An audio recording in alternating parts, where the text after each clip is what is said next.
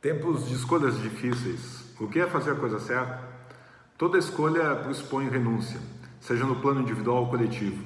Abdicar implica abster-se de algo que nos causa prazer, é conveniente ou apenas nos acostumamos a ter.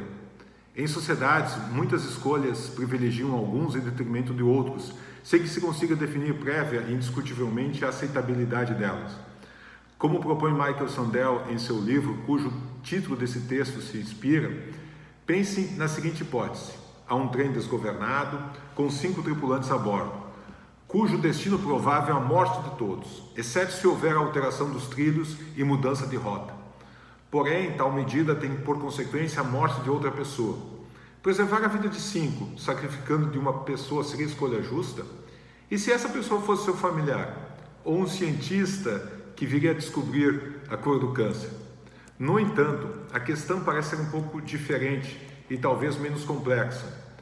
Até que ponto estamos dispostos a renunciar, não tendo em contrapartida os benefícios diretos da escolha? Ou, em outros termos, o quanto estamos predispostos a abrir mão de algo sem nada usufruir diretamente? Ainda, concordamos sacrificar prazeres, benefícios, liberdades e posses em prol do bem da coletividade? Nem sempre identificável sem o rosto? Se a resposta for sim, até que ponto estamos dispostos a fazê-lo? Há escolhas que não carregam um grau de dúvidas maiores, são humanamente compreensíveis. A própria vida, ou a vida de quem amamos, quando exposta ao risco de ser tolhida, pode ser defendida, não obstante isso implique o fim da vida alheia. Ao longo da história, invariavelmente, esse preceito foi legal e moralmente justificável.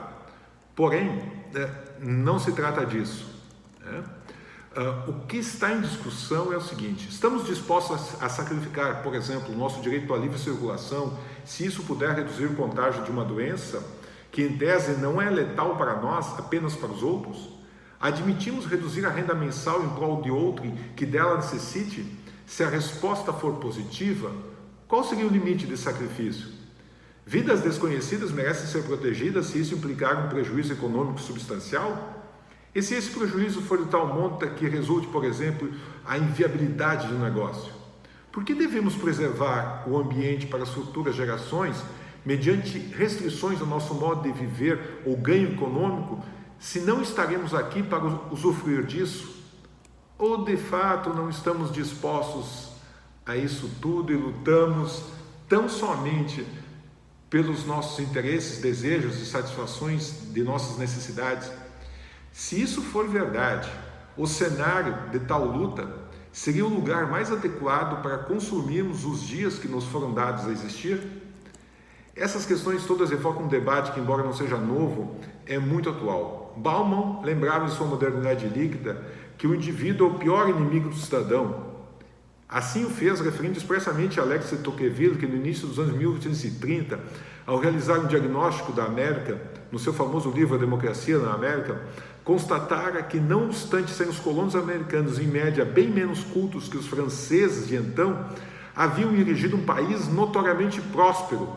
Entre outros aspectos, perceberam uma arraigada consciência de comunidade, de tal forma que restara nítido haver uma preocupação com o destino do outro, pois tal forma de agir dentro de uma comunidade seria a maneira mais eficaz de se autoproteger.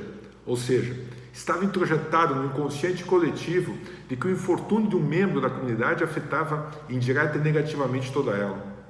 Tangenciando a isso, Paul Collier refere em sua recente obra O Futuro do Capitalismo uma pesquisa a qual constatou que a maior causa de arrependimento das pessoas não está, por exemplo, em não ter trabalhado com afinco, estudado pouco ou cometido erros em uma entrevista de emprego.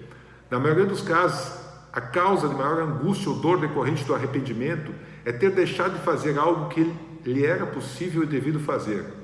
Isso talvez possa servir como um elemento norteador às dúvidas existenciais antes suscitadas. Em alguns aspectos, não se trata de uma resposta fácil, tampouco gerador de prazer ou alegria no curto prazo. Todavia, se projetássemos o futuro, perceberíamos que as escolhas eventuais, as quais privilegiam muito radicalmente nossos interesses individuais em detrimento de toda a coletividade, no presente ou não, tendem a, de uma maneira pragmática, voltarem-se contra nós ou representarão, no futuro o arrependimento do qual falava Collier. Enfim, seria uma pretensão impregnada de pedantismo responder às questões ora levantadas, em relação às quais somos quase que diariamente confrontados, sobretudo nesse momento. Lembrando Albert Camus, o que se pode dizer com toda a compreensão e generosidade de quem está aqui nos assistindo é que muito provavelmente o temível destino não exista e que a vida que temos e haveremos de ter até que a finitude nos alcance nada mais é do que o produto de nossas escolhas passadas, presentes e futuro. Se de um lado somos livres para fazê-las, somos prisioneiros de suas consequências, como já dissera o inesquecível Pablo Neruda. Muito obrigado a todos, meu fraterno abraço, fiquem todos bem.